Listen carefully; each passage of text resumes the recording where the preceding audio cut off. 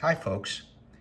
A couple days ago, I got an email from New Zealand from Gary Boxall, who is originally from the UK, has lived in New Zealand for about 25 years, and is an award-winning model builder.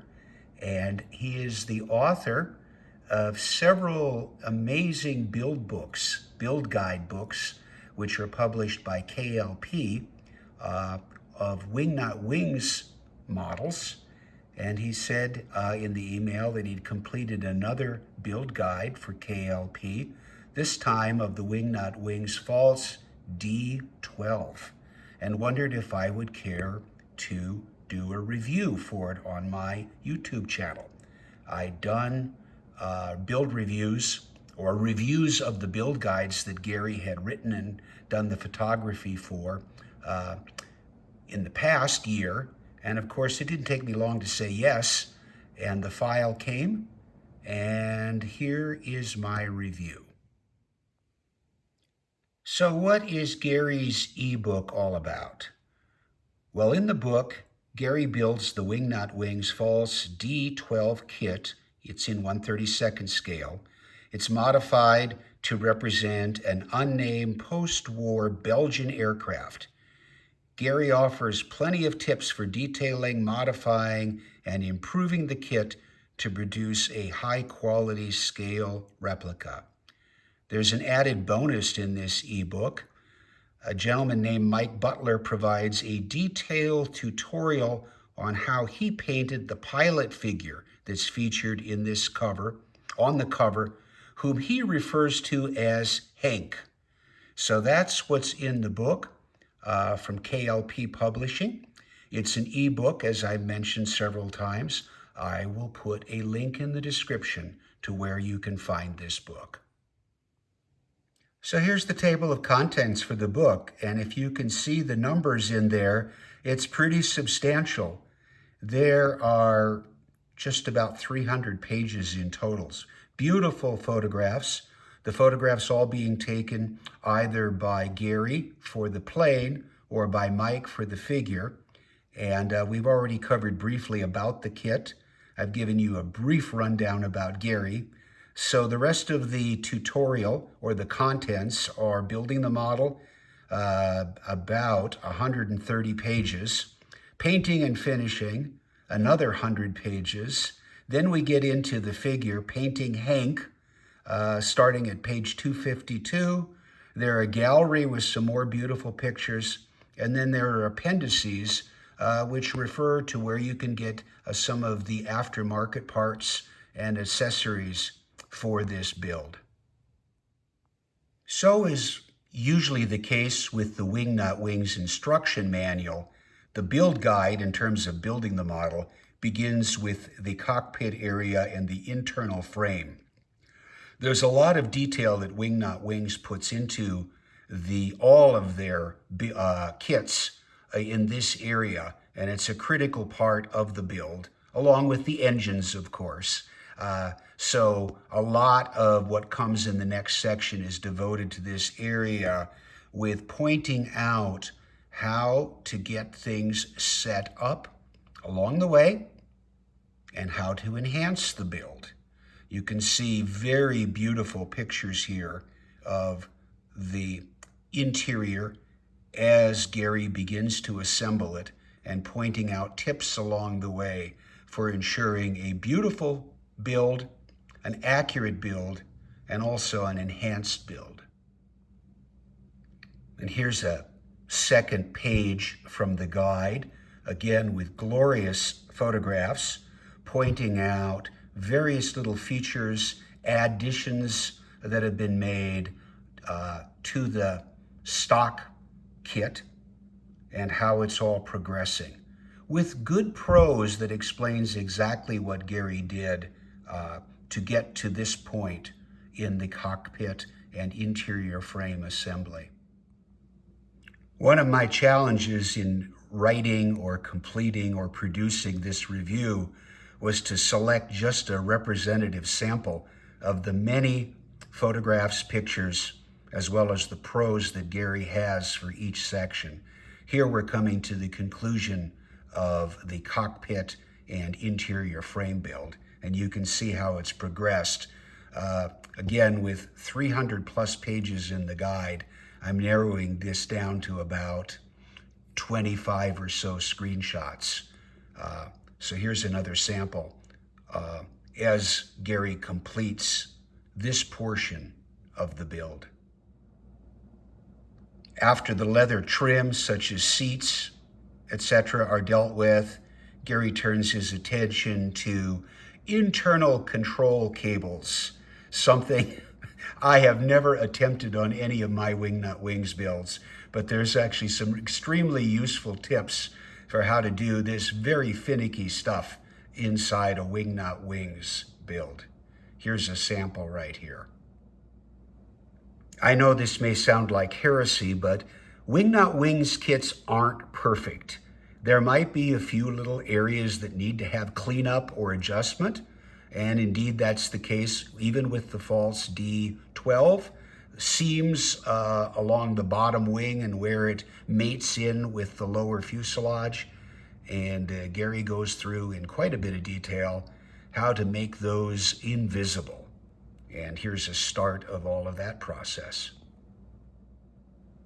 The next section of the build guide, building the kit portion of the guide, focuses on the Daimler straight six inline six engine, which was used in a whole bunch of German aircraft, fighter aircraft, scout aircraft, in various power configurations.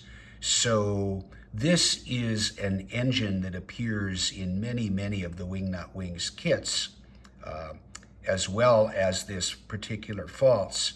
And the level of detailing, it's a beautiful piece of craftsmanship in the kit, and Gary shows in a fairly detailed, very detailed fashion how to take the add-ons and weathering and painting enhancements to the next level for this particular portion of the build, even if not that much of it will be showing.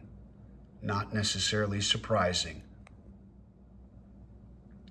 I would suggest that if you didn't see the tips of those tweezers basically supporting this engine through the propeller, where the propeller will attach, you might think these are photos of the real thing. Yeah, that's the level of detailing that Gary does go to and shows one who follows this process how to get there as well. The building the kit section then turns its attention to body fitting, areas such as, of course, the lower wing and cowling pieces and enhancements. Some good tips for trimming the landing gear, axles, attaching that gear, the skid, the horizontal stabilizer, getting it all square. Coming to the last stages before starting some detailed painting and finishing.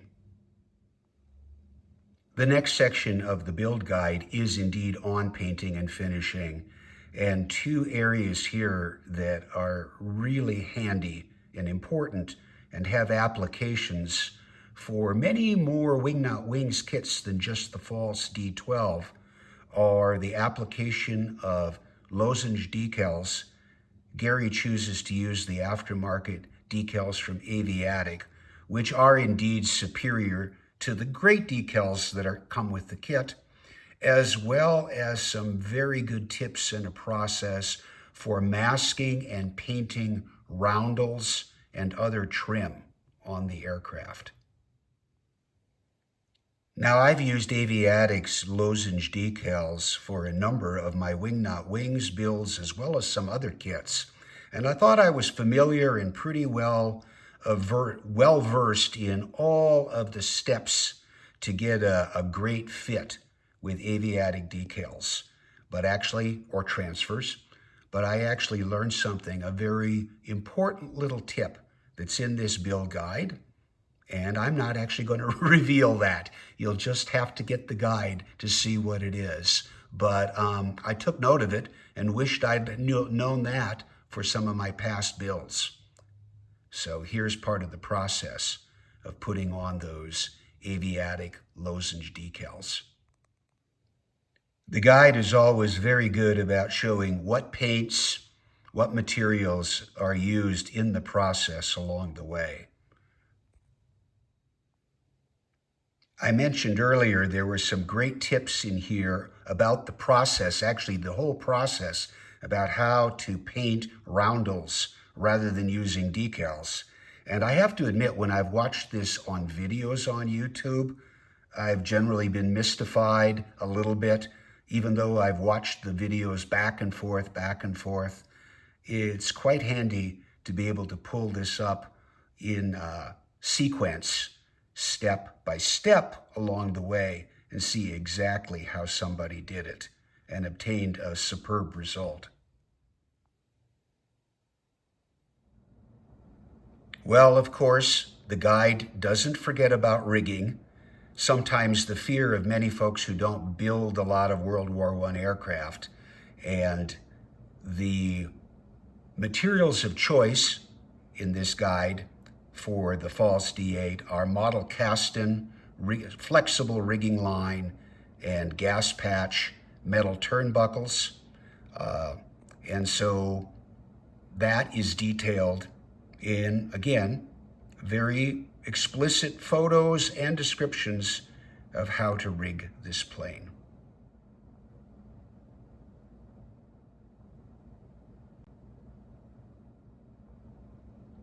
An added bonus to this build guide is a section called Painting Hank, which is the name that the artist and painter Mike Butler gave to the figure he chose to represent the Belgian aviator, who is featured in this section of the guide.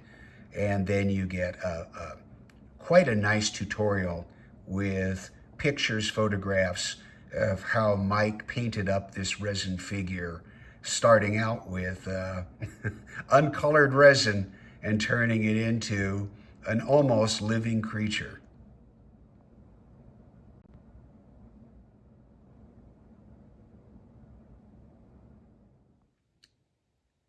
The pictures are superb in this build guide.